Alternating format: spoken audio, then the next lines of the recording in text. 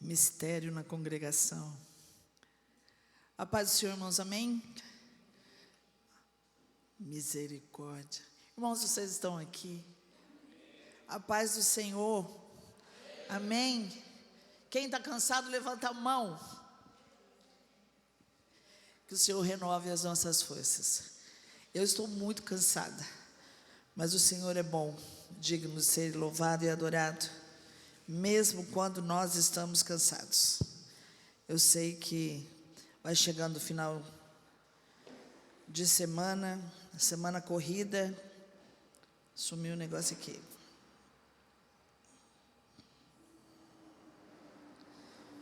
Semana corrida, correria com festa na roça e mais outras coisas que com certeza não só vocês têm aí a correria particular e nós também temos a nossa, e com tudo isso a gente fica cansado. Cansado é uma coisa, mas desanimado é outra. Então nós podemos nos cansar, mas nunca desanimar. Eu quero que você feche os olhos. Pai, nós te damos graças, porque mesmo diante do nosso cansaço, nós viemos à tua casa para te adorar, para dizer ao Senhor que tu és grande, tu és o nosso Senhor e Salvador, tu és o nosso socorro bem presente, tu és a nossa resposta, tu és a nossa vida, e sem a tua presença a nossa vida não faz sentido. E nessa hora, Deus, através da tua palavra, que o Senhor possa ministrar aos nossos corações, e que no tempo devido possa frutificar essa palavra que foi lançada como semente, que será lançada como semente em nossos corações. Que o Senhor se agrade do resultado daquilo que ouvimos e praticamos, e que o Senhor seja exaltado em toda e qualquer circunstância. Assim nós oramos, em nome de Jesus, amém. Amém.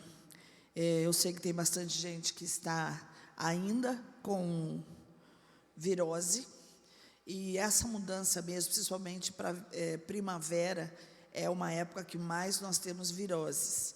E então se cuidem, apesar que tem coisa que virose, eu não sei se dá para se cuidar, porque você pega no ar, não é só em relação às outras pessoas, então faz parte. Então a gente pega essas coisas porque a gente está vivo, e a gente está aí se relacionando no meio das pessoas. Eu quero ministrar uma palavra, o pastor era para ministrar hoje, mas nessa correria dele, ele falou: amor, você pode ministrar? E eu falei prontamente sim. Quando eu falo prontamente sim, não é porque eu estou bem ou porque eu não estou, mas é porque algumas coisas Deus já vem falando ao meu coração, e eu tenho o hábito de todas as vezes que Deus vai falando ao meu coração, eu vou fazendo anotações. Normalmente essas anotações vão se tornando mensagens depois, quando Deus achar que é o momento certo. E uma dessas palavras que eu tenho anotado, eu senti que deveria ser ela, que deveria ministrar. E eu fico feliz quando eu me coloco assim: Senhor, essa é a palavra, eu quero ministrar essa palavra, mas não quero que seja algo de mim mesma. E o Senhor sempre traz uma confirmação. O Bruno havia me mandado, apesar da palavra não ser nada a ver com a que ele mandou, mas me inspirou em respondendo algumas coisas. Ele havia me mandado uma ministração do pastor Luciano Subirá, há alguns dias para eu ver, para eu assistir, e eu não assisti. E na correria tal, eu falei, depois eu falo para ele, depois eu escuto, mas uma hora eu sento e escuto. E não. E aí ontem eu fui caminhar, e que já é uma vitória, e vou testemunhar, porque eu preciso fazer exercício, preciso até mesmo por causa do tratamento, enfim. Mas eu tenho tido muita dificuldade de sair sozinha, não tenho conseguido sair sozinha. Então eu sei que preciso, sei que é necessário, tenho vontade de ir, não alegria, eu estou falando vontade de ir pelo resultado que dá, tá? Alegria é uma coisa bem diferente, mas eu tenho vontade de ir, de fazer o que devo, mas eu não consigo sair às vezes do lugar. E eu passei uma semana bem complicada. Na segunda-feira nós saímos, fomos os três, e eu falei para o pastor e para a Esther: se vocês forem comigo é mais fácil, então vamos sair. Saímos 6h30 da manhã na segunda-feira. Nossa, começamos a semana incrível. Chegou na terça-feira, o que aconteceu? Ah, mãe. Aí o pastor tinha coisa para fazer, não sei o quê. Não fomos na terça-feira. Aí chegou a noite, eu falei que não tinha ido, porque ninguém foi comigo. E aí o Isaac falou assim: mãe, você precisa ir sozinha. Você não tem que depender dos outros. Eu falei: eu sei, filho, eu tenho plena certeza disso, mas eu não estou conseguindo fazer isso. Sair sozinha, como eu tenho passado mal, eu tenho medo de passar mal. E isso é ruim, quando você tem medo de passar mal, já viu? Você tem medo do medo de passar mal. Isso é muito psiquiátrico, entendeu? Mas eu falei, fiquei com aquilo, fico chateada, porque eu acho que eles não me entendem. Mas eu dormi falando uma coisa ao Senhor e acordei falando: Senhor, me dá força. Eu vou, se eu passar mal, eu vou passar mal na rua sozinha, mas eu vou. E aí eu fui, peguei o foninho da Esté e falei: e vou andar enquanto a mensagem estiver ali rodando. E tinha 1 hora de mensagem, então eu tinha que andar 1 hora. Você podia ter me dado uma de 30 minutos, né? Mas ele me deu uma mensagem de 1 hora. Mas Deus é tão bom que quando eu fui ouvindo aquela palavra, não vi 1 hora passar. No fundo, me faz muito bem andar. E eu fiquei 1 hora andando e ouvindo, e Deus me respondendo sobre as coisas que eu já havia meditado, pensado, com respeito a essa ministração, essa palavra que eu quero conversar com vocês.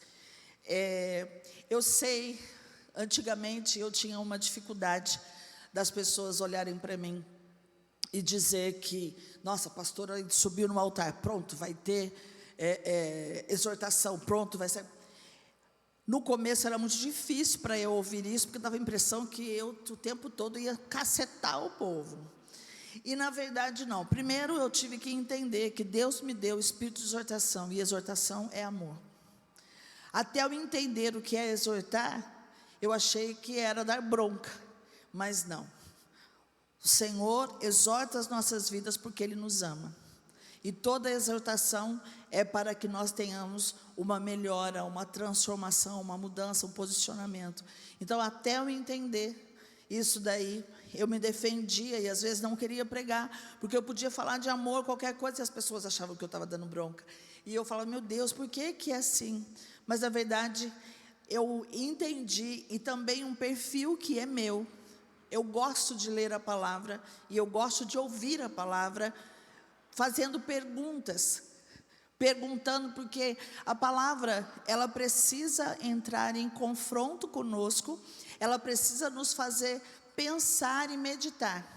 E a gente, todas as vezes que a gente ouve a palavra, nós precisamos ver se nós estamos encaixando naquilo que nós acabamos de ler, porque senão é só mais uma leitura. É igual você ler livro. É bom ler livro? É bom ler livro. Mas se aquilo não fizer diferença nenhuma na sua vida, é mais um livro. Então, por isso que todas as vezes que eu vou ministrar, eu questiono os irmãos, porque eu me questiono. E aí eu creio que quando nós começamos a fazer isso, nós começamos a pensar um pouco mais. E creio que todas as vezes que nós nos avaliamos, a gente consegue acertar mais, corrigir o que é preciso, e em consequência disso, nos aproximarmos mais da vontade do Senhor. Você crê nisso? Então eu vou começar fazendo perguntas para você, porque é exatamente isso. Eu não quero que você só fique me ouvindo, mas eu quero que você fique pensando e tentando assimilar as coisas, da mesma maneira que eu vou falando com a palavra e o Espírito Santo vai falando comigo. Então eu quero fazer algumas perguntas para você. Primeiro, quem gosta aqui de dar presentes? Nem todo mundo gosta, viu? E está tudo bem se não gosta. Cada um é de um jeito, mas todo mundo gosta de dar presentes, ok. Então eu quero perguntar para você: quando você vai dar o presente para alguém, seja qual pessoa for, claro que eu não vou nem considerar a pessoa próxima, que você está apaixonada. Um presente de forma geral. Quando quem gosta de presentear, ela tem um perfil toda vez que ela vai presentear. Então, quando você vai presentear alguém, como que você faz a escolha do presente? É mediante ao que você gosta, ou você pensa naquilo que a pessoa gosta? Você pensa no que a pessoa gosta. E se você não gostar daquilo, você dá? Eu costumo dar presente para a pessoa pensando no que a pessoa gosta, mas eu não dou se eu não gosto. A pessoa pode gostar, se eu não gosto, não gosto. Não, vou ter que arrumar outra coisa que a gente consiga se encaixar. Eu não consigo dar para outra pessoa uma coisa que eu não gosto. Pô, eu acho feio pra caramba isso, mas a pessoa gosta, mas eu não gosto. Toda vez que eu vou olhar, eu dei e vou falar, tá feio. Então, eu não gosto. Eu gosto de dar aquilo que eu gosto, pensando naquilo que a outra pessoa gosta. Quando você compra um presente, aí principalmente homens, você prioriza o quê? Aquilo que é útil ou você vai pelo preço? Os homens pensaram pelo preço. Não? Normalmente é assim. Eu não sei o que eu compro, vai para o mais barato. Ninguém fala assim, vai para o mais caro. Mas quando você vai comprar, eu quero que você pense aí em você, tá? Como você costuma presentear e como é que você faz esse processo. Então, agora você pensou naquilo que você faz. Se você pensa no outro, se você dá o que o outro gosta, daquilo que você gosta, se você pensa no preço, ou para você, você gosta mais de que aquilo seja útil, a pessoa merece, quero dar o melhor, o que é que você faz? Mas e quando você recebe presente? Você se alegra com tudo que ganha?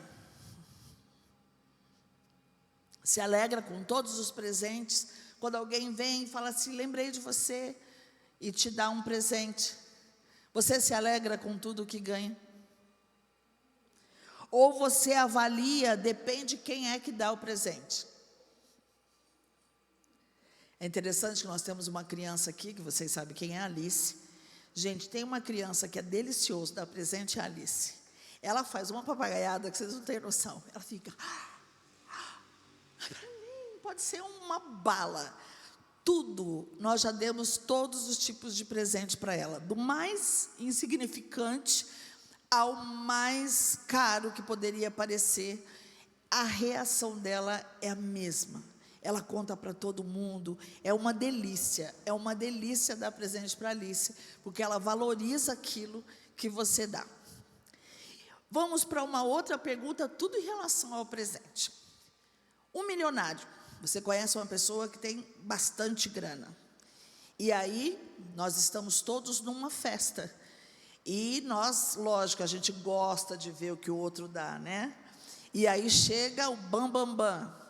E aí você pega e fala assim, quero ver o que ele vai dar.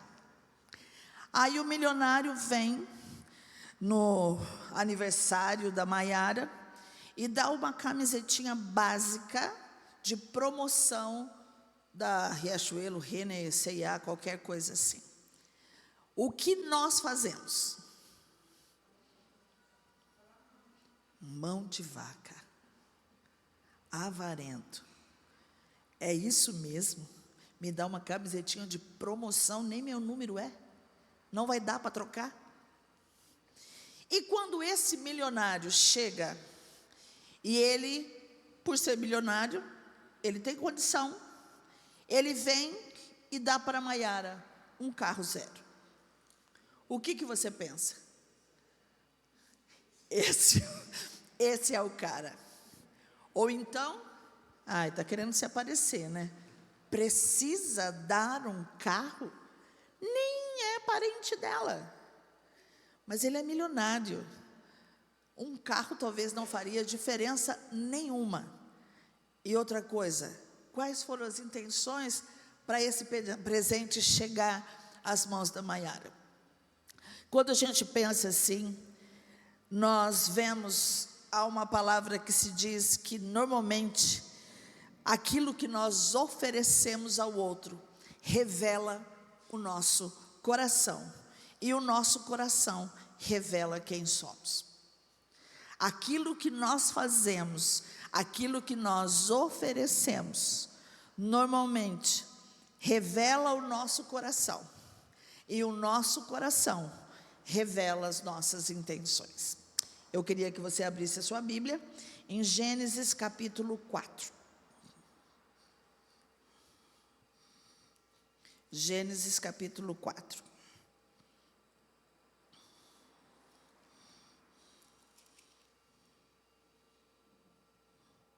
Do versículo 2 ao 5.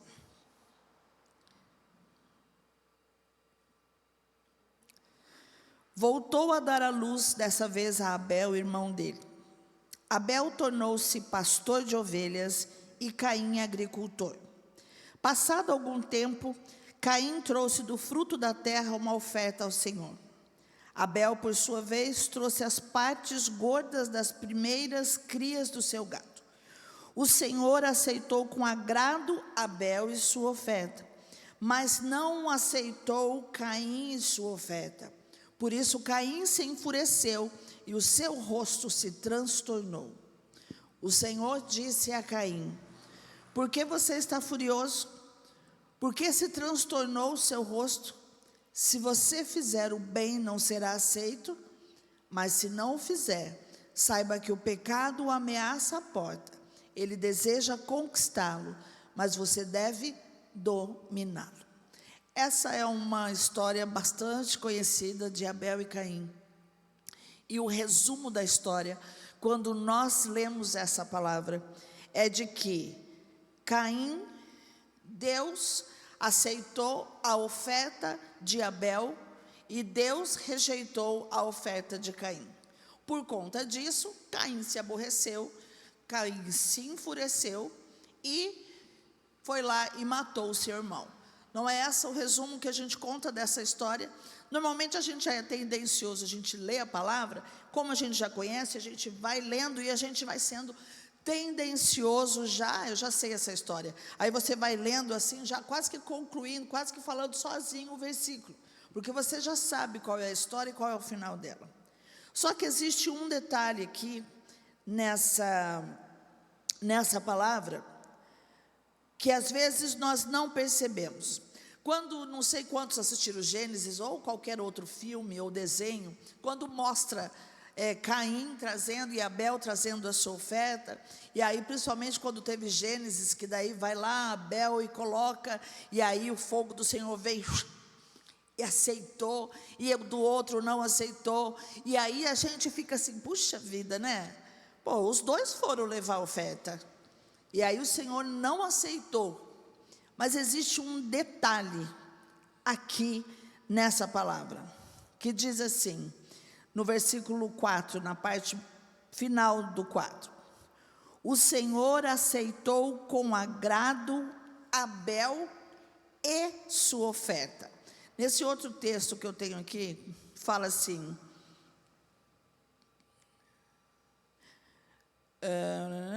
agradou-se o Senhor de Abel e de sua oferta, ao passo que de Caim e de sua oferta não se agradou.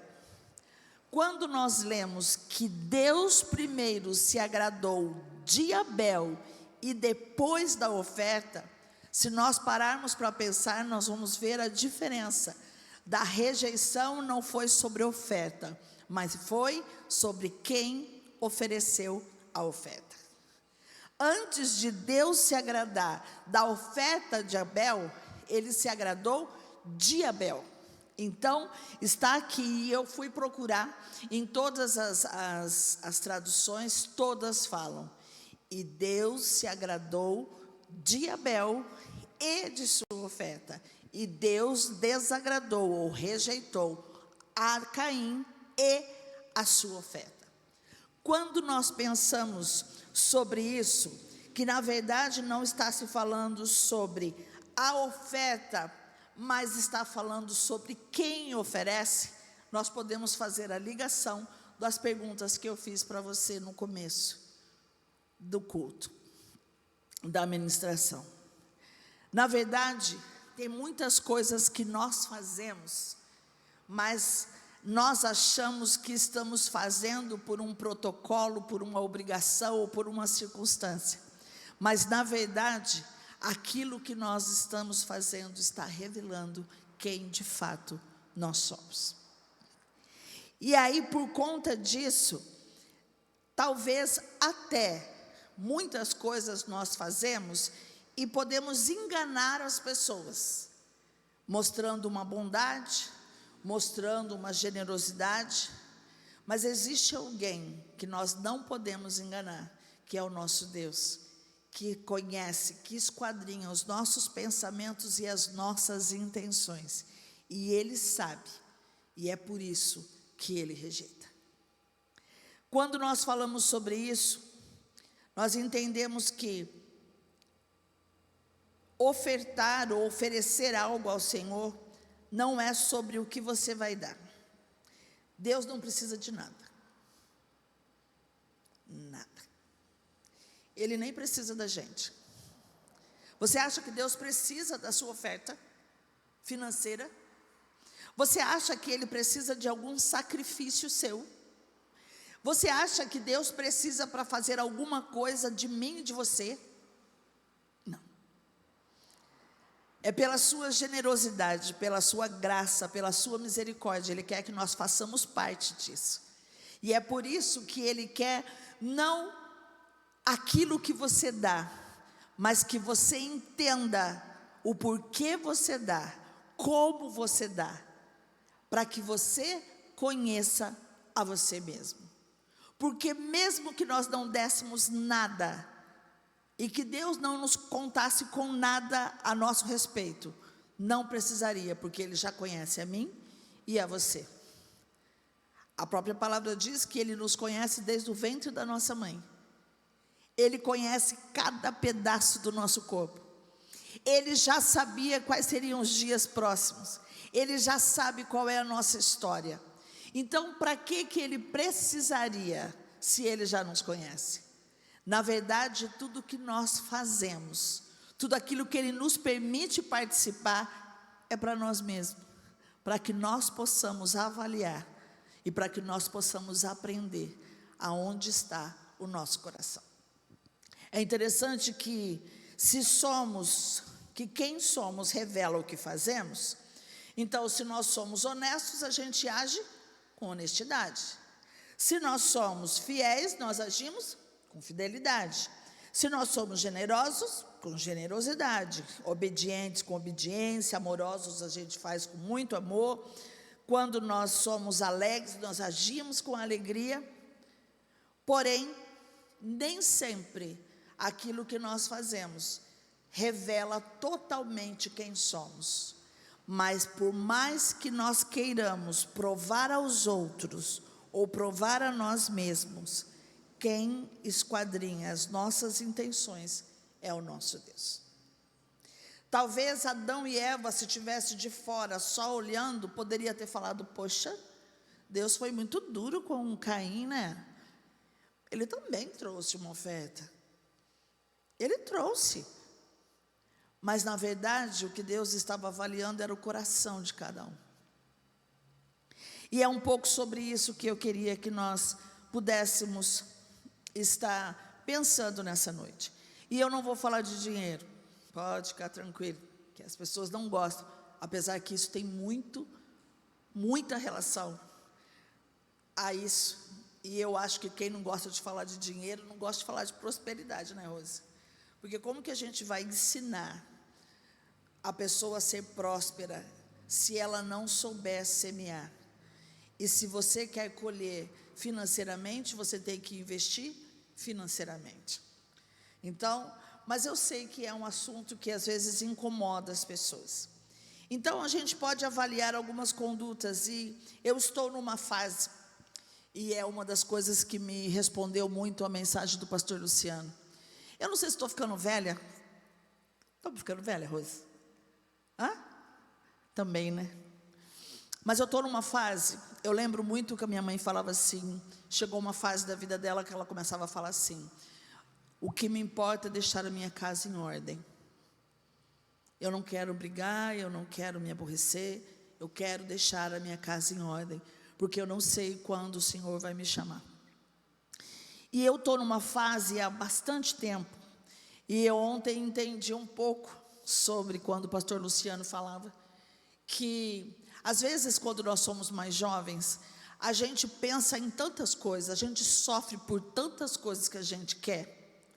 Ai, porque eu só vou ser feliz se eu tiver tal casa. Ai, porque eu só vou ser feliz se eu tiver tal carro. Ai, eu vou ser feliz se eu fizer isso, se eu for viajar aqui, se eu for fazer não sei o quê, essa faculdade. E a gente realmente tem que sonhar e tem que querer isso. Mas a gente acha que é isso que faz toda a diferença na nossa vida. Aí o tempo passa. Muitas dessas coisas a gente conquista, outras nem tanto. Mas a gente vai percebendo que a gente passou tanto tempo sofrendo por algumas coisas que nós queríamos, e a gente descobre que aquilo não fazia tanta diferença. E eu estou nessa fase. Eu sempre fui apaixonada por Jesus, sempre. Eu amo o Senhor, eu amo o Espírito Santo, eu amo a presença dEle, eu amo estar na presença dEle. Mas eu confesso que, por muitas vezes, na preocupação das conquistas, de ter, de fazer, de ser aprovada, eu perdi muito tempo pensando em como fazer, como alcançar. E hoje eu tenho percebido que, na verdade, eu poderia ter economizado muito dessa energia e ter simplesmente focado naquilo que no início me encantou. E minha irmã está aqui para poder comprovar isso. O quanto eu gostava de estar na presença do Senhor. A única coisa que hoje eu entendo que eu preciso é a presença do Senhor. Porque quando eu tenho a presença do Senhor, e quando Ele é prioridade na minha vida, de fato, todas as coisas são acrescentadas. E aí, por causa disso, eu começo a pensar, meu Deus, o que é que eu estou fazendo? Se o mais importante é o Senhor, como eu estou demonstrando nas minhas ações, nas minhas intenções, de que o Senhor é a minha prioridade? E aí a gente, quando vê essa história, a gente pode começar a avaliar um pouco da nossa conduta. Eu fiz um paralelo sobre, de uma forma geral, mas que revela quem somos. Pensa bem, se você dá um presente muito preocupado com o valor do presente, então você não está valorizando quem você vai dar. É diferente você não ter. Quando eu não tenho, eu dou o melhor que eu tenho. Mas quando eu tenho e falo, não vou dar não, Rafael, você acha? Vou gastar uma garrafa da Farm, que foi que eu ganhei de alguém. Poderia ter me dado uma de R$50, poderia, mas essa pessoa me deu uma de 200. Quando ela pensou em dar uma de 200, eu não sei qual foi o coração dela, mas para mim, que recebi, eu falei assim, poxa, ela realmente me valorizou, porque poderia ter me dado uma outra garrafa. Mas quando a gente vai lá e faz o melhor, isso revela quem nós somos. Agora para pensar, se para as pessoas que estão ao nosso redor, que são palpáveis, que são visíveis, nós às vezes presenteamos, ofertamos, ou fazemos às vezes de qualquer jeito, como tem sido então as nossas ofertas, as nossas ações em relação a Deus, que nós não vemos, e que nós temos o péssimo hábito de dizer, mas Ele é misericordioso, Deus sabe, Deus conhece, Ele me entende.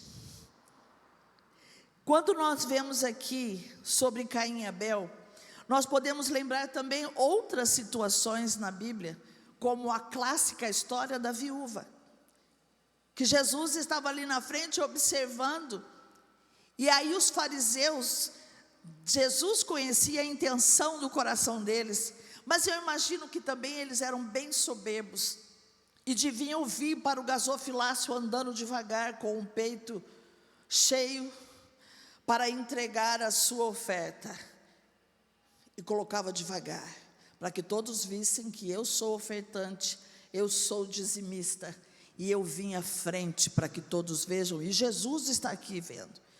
Mas a viúva vem, talvez constrangida, porque ela poderia imaginar que o valor que os outros estavam dando era muito alto, e o dela poderia ser uma pequena moeda, uma pequena quantia.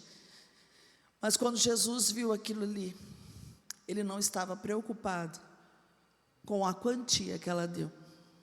Sabe por quê? Porque ela deu tudo o que tinha. Se a gente dá tudo o que tinha, se eu tenho 10 reais e eu dou tudo o que eu tinha, eu fico com 0. Se a Rose tem 1.000 reais e dá tudo o que tinha, você tem, no final, 0 também.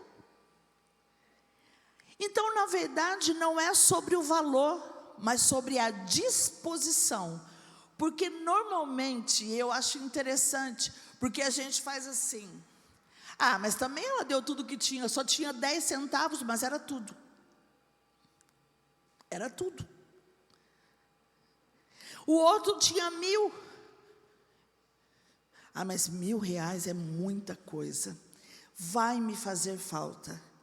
E aquele tanto que a viúva deu também não faria? Então não é sobre aquilo que eu dou, mas sobre a minha intenção, e sobre a minha disposição, e sobre a minha entrega. É diferente. E é interessante que, até mesmo quando nós falamos essa palavra sobre dar e oferta, poderia caber muito bem no dízimos e ofertas. Falar sobre isso no dízimos e ofertas seria muito bom. Falar que Abel foi lá e pegou o melhor, e Caim foi lá correndo e fez qualquer coisa e veio e trouxe. Na verdade, não é sobre isso. O que Deus estava avaliando era o coração. Então eu posso vir aqui e dar 10 milhões aqui, ó, e colocar. Eles darem ali para Moriá, que adora trazer a oferta, a hora da oferta, e você vai lá e o Rafael fala assim: hoje eu vou ser generoso, hoje eu vou dar 1 milhão de reais, vai encher esse negócio aí, 1 milhão de reais, e Deus fala: ah, eu não quero, eu não aceito. E aí de repente, vem outra pessoa, e dá 10 centavos, e o coração do Senhor se alegra. Nossa, fazendo desfeita, 10 milhões, 1 milhão nessa igreja. Bruno, a gente ia fazer um monte de coisa que a gente quer fazer. Mas na verdade, não é sobre o que dá, mas é quem dá. Quando nós começamos a pensar que antes daquilo que nós fazemos ao Senhor, Ele precisa se agradar de nós. Então, antes de fazer alguma coisa para o Senhor, nós começaríamos a nos avaliar como nós estamos diante do Senhor. Porque não adianta eu vir aqui e fazer uma série de coisas, e aos olhos dos outros fala: meu Deus, como essa pessoa é envolvida, como essa pessoa trabalha na igreja, como essa pessoa é um servo. E o Senhor virá e falar assim: não aceito, não gosto, não quero, rejeito. Como assim, Senhor? E aí a gente começa a achar que muito daquilo que nós precisamos para ser aceito por Deus, e é inclusive aquilo que o pastor Luciano falou muito na mensagem, é a nossa performance. E na verdade Deus não se preocupa com a nossa performance, mas Ele se preocupa com o nosso coração e com a nossa obediência. Uma das coisas que eu e o pastor temos conversado muito em casa, mediante as nossas frustrações, de coisas que às vezes queremos fazer e não acontece, queremos que a igreja entenda, a igreja não entende, queremos que a igreja responda e a igreja não responde, enfim, entramos num processo de culpa, num processo de questionamento. E hoje de manhã nós estávamos conversando e eu falei para ele: o problema é que às vezes nós queremos fazer muitas coisas para Deus que Ele não nos pediu. Eu falei: mas bem, tem uma coisa que Deus nos pede: busque a minha presença. E quanto mais você for buscando, mais você vai querer buscar e mais Ele quer se apresentar. Eu falei, eu acho que nós nos cansamos muitas vezes, porque nós queremos fazer uma performance. Ler tantos livros, ler tantas vezes a Bíblia, orar tantas horas, e nós devemos fazer, eu não estou dizendo que não devemos, mas às vezes nós só ficamos fazendo, e nem sempre o que nós estamos fazendo está agradando ao Senhor. E aí a minha oração ultimamente é, eu só quero a sua presença, Senhor, eu preciso da sua presença o tempo todo. O tempo todo. Acho que eu nunca fiz tanto essa oração. Eu quero a sua presença, eu preciso estar na sua presença. Eu não quero sair do Santo dos Santos. Eu quero ficar nesse lugar. Nós vemos na Bíblia, tem 3 relatos de 3 mulheres que foram criticadas porque lavaram os pés de Jesus, e a outra derramou sobre a cabeça de Jesus um perfume caro. Aqueles que estavam do lado, foram 3 histórias específicas, que elas chegaram, derramaram, choraram, limparam os pés de Jesus com o cabelo e derramaram um perfume caríssimo. E as pessoas que estavam do lado, meu Deus, que absurdo, essas mulheres gastarem um perfume tão caro, para jogar nos pés de Jesus, porque, ou está querendo se aparecer, deve ter muito perfume em casa, por que não pegou esse perfume, e não vendeu, e ajudou os pobres? Hipócrita, porque se você tivesse esse perfume, você não venderia para os pobres, e nem ungiria os pés e a cabeça de Jesus. E aí nós somos muito voltados a avaliar a performance, a quantidade, aquilo que está visível aos nossos olhos. Porém, Deus não é assim que faz. E quando nós vemos sobre aquilo que nós fazemos, isso está ligado à nossa escala de prioridades. Nós estamos chegando ao fim dos tempos e não adianta as pessoas quererem, e desde lá da época ele já falava que Jesus ia voltar, voltou até agora, não vai voltar nada. E tem muita coisa para completar, tem muita coisa para acontecer, mas nós não sabemos quanto tempo. Mas a minha preocupação sempre é não quanto tempo Jesus vai voltar, mas quanto tempo eu tenho para chegar a minha senha. Essa é a diferença. A gente fica falando sobre a volta de Jesus, e desde adolescente nós falamos que nós queremos ser, talvez vamos ser, né? A gente continua orando a mesma coisa, que nós queremos ser a geração do arrebatamento. Lembra que a gente falava isso? Eu quero ser a geração do arrebatamento. Então, na verdade, o que eu queria é fazer parte desse grande evento. Não estava nem aí preocupada quantas pessoas tinham sido alcançadas, se tinha acontecido tudo que era suficiente, se eu fiz tudo que era preciso fazer, mas eu queria ser a geração do arrebatamento. Na verdade, porque eu não queria passar pela morte. Nós ficamos preocupados de quando Jesus vai voltar, mas às vezes nós não nos preocupamos quando Ele vai nos chamar. Ontem eu fiquei, antes de ontem, né, Thalita? Muito triste mesmo, que um amigo nosso, que é Elias, não sei quantos aqui conhecem a loja Carbonari, lá do centro da cidade, que é o esposo da Suzana, que tinha a Via Tarra aqui no shopping. Elias a gente conhece, é uma das primeiras pessoas que a gente conheceu quando chegou aqui. O pastor só compra roupa lá na loja dele.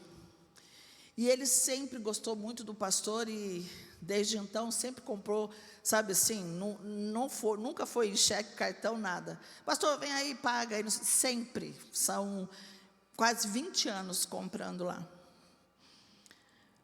O Elias era bem gordo, ele era forte, não era tão gordo assim, mas era forte. E chegou uma época que a esposa começou a pegar no pé dele, que você tem que fazer bariátrica, tem que fazer. Enfim, ele fez. Ela também estava num processo de emagrecimento. Faz uns 5 anos, 4, 5 anos que ele fez. E agora estava em forma. mas estava na loja, começou a sentir mal e foi levado às pressas. Chegou lá, tentaram reanimá-lo, fazer um procedimento de colocar marca-passo, mas ele não resistiu e veio a falecer. É interessante que tem pessoas que chocam quando morrem. Eu assisti ontem, não sei se Thalita viu, o velório. E teve uma parte do velório, não sei se você viu, Thalita, que eu não tinha visto isso. Essa parte a gente não viu, Rose, né, em velório ainda. Essa eu não vi. E na hora que estava na última canção, gente, aquele povo caiu no fogo. E começou... Eu falei, Senhor Jesus, essa eu nunca vi. Quando eu morrer, eu quero que vocês façam isso. Mas entre na glória, assim, ó, mas sapateie tudo. Mas é para agradecer, ela está indo, chegando lá no céu. Pelo amor de Deus, faz isso, porque essa eu não tinha visto ainda. Mas pegou um fogo, todo mundo lá entrando em mistério. E eu falei, mas essa é a novidade que eu não tinha visto em velório, lotado. E aí hoje o Isaac falou assim, mãe, eu fiquei muito triste do Elias ter falecido, sei lá, tem pessoas que assustam assim, de repente. E aí o Isaac falou assim, mas ele estava com Deus, né, mãe? Eu falei, assim eu espero. Eu falei, diante daquilo que eu tenho ministrado ao meu coração, muitas coisas eu sei que ele fez boa, mas eu tenho que falar uma coisa, filho, eu espero que tudo aquilo que ele fez de bom tenha de fato chegado ao Senhor com aroma suave e aceitável. Então, na verdade, eu avalio pelas ações, mas quem avalia pelas intenções é o Senhor. Eu priorizo as coisas porque eu acho que eu sou dono do tempo, mas quem sabe a hora da senha é o Senhor. Então, quando nós falamos daquilo que nós oferecemos, nós também revelamos aquilo que nós priorizamos. E na escala da prioridade, aonde é que nós temos colocado a nosso serviço, a nossa entrega, a nossa oferta? O que tem de mais valioso que nós poderíamos oferecer ao Senhor? Como o salmista diz, que direi ao Senhor por tantos benefícios que Ele tem me dado? O que você acha que Deus falaria? Pode falar. A si mesmo.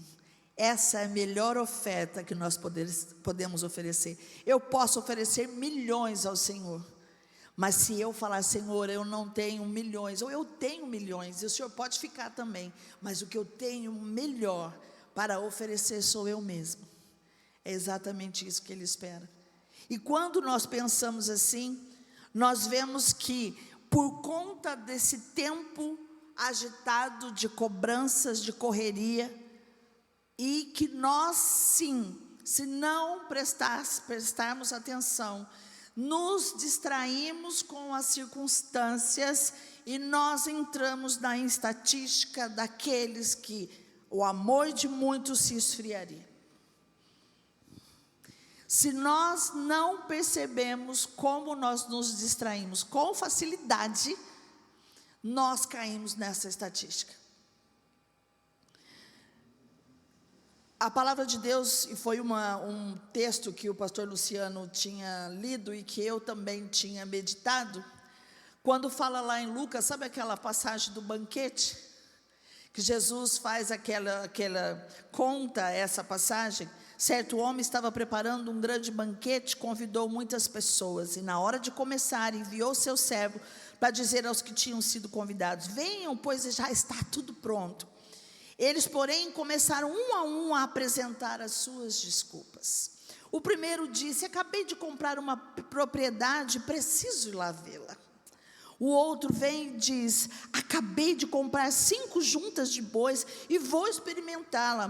Por favor, desculpe-me. Outro ainda diz, acabei de casar, não posso ir. E na verdade, todos vão dando uma certa desculpa e não vão ao convite desse banquete. E nós sabemos que esse paralelo fala sobre Jesus e sobre aqueles que são convidados, que somos nós. Todas essas coisas, de fato, são listas. O Senhor quer que a gente case? Quer? Quer. O Senhor quer que a gente tenha bens? Quer. O Senhor quer que você tenha uma casa própria? Quer. O Senhor quer que você faça faculdade? Quer. O Senhor quer que você prospere? Quer. O Senhor quer que você passeie? Quer. Mas o que Ele não quer é que o seu coração fique nessas coisas, e por conta dessas coisas, Ele fique lá para trás. Ele quer que nós tenhamos todas essas coisas, mas como nós nos distraímos, nos perdemos na escala da prioridade, o que nós fazemos? Perdemos o equilíbrio, perdemos a nossa agenda, e por conta de perder essa agenda, o casamento que é bênção de Deus, nós começamos a conduzir errado. E aí, porque é meu casamento, porque agora eu estou casado, porque agora eu tenho que fazer isso, porque agora eu tenho que fazer aquilo, começa a se afastar do Senhor e das coisas que são relacionadas a Ele. Deus me deu uma casa na praia. Eu nunca quis ter, eu prefiro ter amigos que tenham. Então, quem tiver pode nos oferecer. Dá muito trabalho casa na praia. E também eu não gosto de ir sempre para o mesmo lugar. Então, eu falo que eu não quero. Eu falo para ele, não compra nunca, se puder, casa na praia. Eu não queria ter. Porque eu queria que cada vez que a gente fosse viajar, a gente fosse para um lugar diferente. Agora, sempre ir no mesmo lugar, eu gosto de coisa nova. Mas, enfim, não tenho também. Mas Deus me dá uma casa. Deus prometeu que ia me dar, Bruno. E Ele cumpriu. Não é bênção? E por que eu parei agora de ir para a igreja, de fazer as coisas por causa da casa? Não é bênção a casa? A casa é bênção. Mas como eu administro aquilo que Deus me oferece, é que é o desequilíbrio, é a distração. E aí, por conta disso, nós mudamos as prioridades. E aí nós começamos a ofertar ao Senhor de qualquer jeito. E caímos no mesmo papel de Caim. Na correria, opa, pegou isso daqui e coloca. Eu cumpri, era para trazer oferta, mas é porque Caim achou que era só oferta, e na verdade Deus estava querendo ver, era o seu coração. Quantas desculpas nós temos dado? Quantas desculpas nós temos dado para deixar de fazer aquilo que é preciso, para colocar o Senhor no seu devido lugar, para entregar ao Senhor o meu melhor. Vou falar aqui, não é indireta, tá?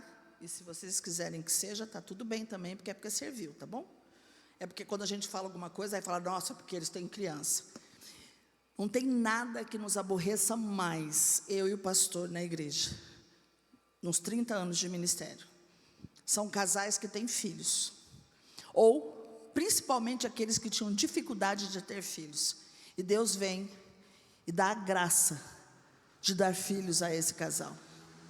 E aí esse casal começa a arrumar desculpas para tudo por conta da criança. Deus errou na promessa? Errou? Claro que não. Claro que não. Ai, mas a criança precisa de amor, de comida.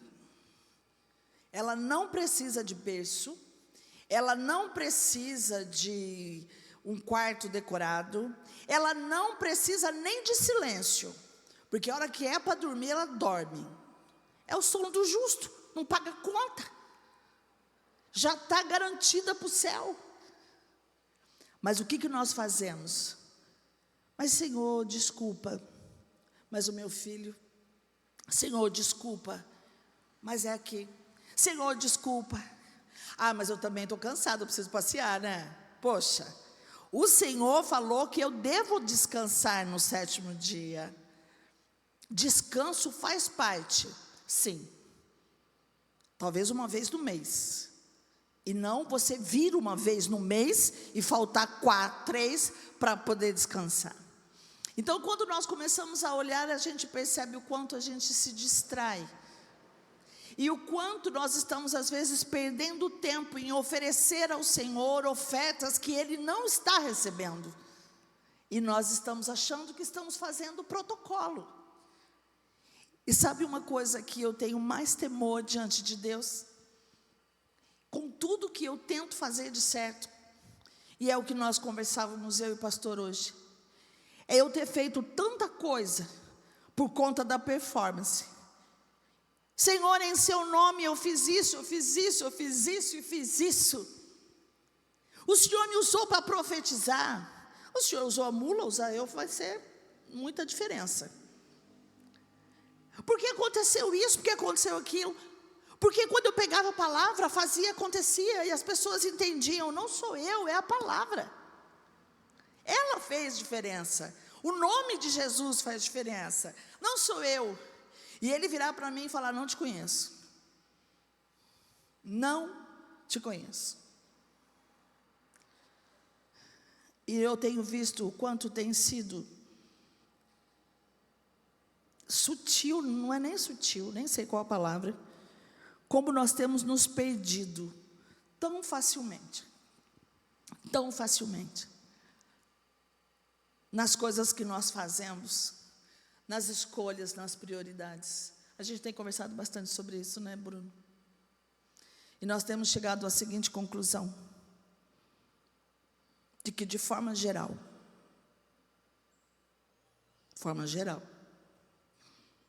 as pessoas amam aquilo que Jesus faz, mas não amam a Jesus.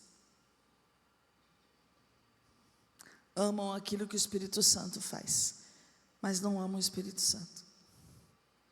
Amam aquilo que Deus faz, mas não amam a Deus, porque não são capazes de colocá-lo em primeiro lugar, porque não somos capazes de largar tudo por conta dele, porque não somos capazes de nos esforçarmos, nos sacrificarmos por conta dele. Desculpas, nós somos especialistas, mas na verdade, haverá um dia que nós vamos chegar diante do Senhor e prestar as nossas contas. E talvez nós tenhamos uma lista bem grande de coisas que nós fizemos, e eu falei, Senhor, eu realmente não quero perder tempo com performance, para agradar os outros, para cumprir currículo, compromisso, expectativa. A única coisa que eu quero é a sua presença, porque se ela me encher, todas as outras coisas eu vou fazer como devem ser feitas. Nós precisamos falar sobre isso nos nossos púlpitos. Está muito preocupante o que você e eu temos feito com as nossas vidas em relação a Deus. A gente fala da misericórdia de Deus de uma forma como se a gente soubesse o que é misericórdia, esquecendo que Ele também é justiça, esquecendo que é Ele que esquadrinha nosso coração e as nossas intenções, que a gente pode falar palavras bonitas, a gente pode fazer tantas coisas, mas é Ele quem sabe. Eu posso convencer vocês de muita coisa aqui no púlpito, pela habilidade de falar, pelo tempo de pregar, mas aquilo que passa no meu coração, só o Senhor pode avaliar. E isso tem me preocupado. E é por isso que eu tenho falado tanto, Senhor, eu quero a sua presença. Porque mesmo que o Senhor não me chame, o Senhor está voltando. Mas se o Senhor me chamar, também quero estar pronta. Eu quero estar pronta. Nós estamos nos distraindo demais, irmãos.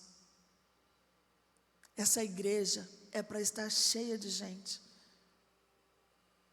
mas nós nos distraímos em casa, com o nosso cansaço, com a nossa agenda, com as nossas conquistas. E o que é que nós temos de fato oferecido para Deus? A nossa oferta tem sido a de Abel ou tem sido a de Caim? Salmo 16:11 diz assim: Tu me mostras o caminho que leva à vida. E sabe qual é? A tua presença me enche de alegria e me traz felicidade para sempre. Nós podemos correr atrás de muitas coisas, mas nada vai ser suficiente para nos trazer felicidade, se não for a presença do Senhor. Você pode ter todas as coisas, mas se não tiver o Senhor, você não tem nada. E quero dizer a você e a mim, que quando nós temos ao Senhor, Ele gosta, Ele ama de fazer todas as coisas. Mas a gente acha que se a gente fizer ou não fizer assim, nós não vamos ter tempo, nós não vamos conquistar. Nós vamos sim, porque todas as coisas estão no controle da mão dEle. O Senhor disse assim para Caim: por que você está com raiva? Por que anda carrancudo? Eu poderia acrescentar: por que você está tão ansioso, ansiosa? Por que você está tão reclamão? Por que você está tão insatisfeito? Por que você está tão preguiçoso? Por que você está tão reclamão? Por que você está tão crítico? Por que você está se comparando tanto? Por quê? Se tivesse feito o que é certo, você estaria sorrindo. Mas você agiu mal, e por isso o pecado está na porta, à sua espera. Ele quer dominá-lo, mas você precisa vencer. Na verdade, se nós fizermos aquilo que é certo, nós não temos motivo para perguntar por quê. Ontem eu conversei com o Bruno, que o pastor Luciano terminou a mensagem dele, e eu quero aproveitar disso, porque aquilo ficou no meu coração, que eu nunca tinha pensado nisso, e me preocupa. A Bíblia diz lá em Apocalipse: lembra-te de onde caíste, e volta à prática das primeiras obras, do primeiro amor.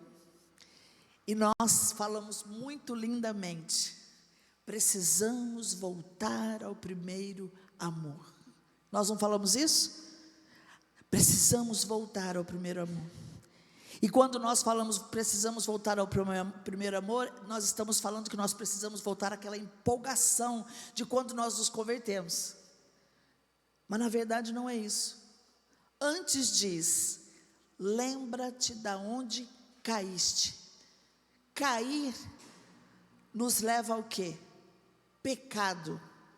Então, se nós precisamos voltar ao primeiro amor, é porque nós estamos em pecado. Frieza, preguiça, indiferença, desculpa, desdém, descompromisso, descomprometimento é pecado. Não vou porque eu não estou afim. Não faço porque eu não quero. Não obedeço porque eu não gosto.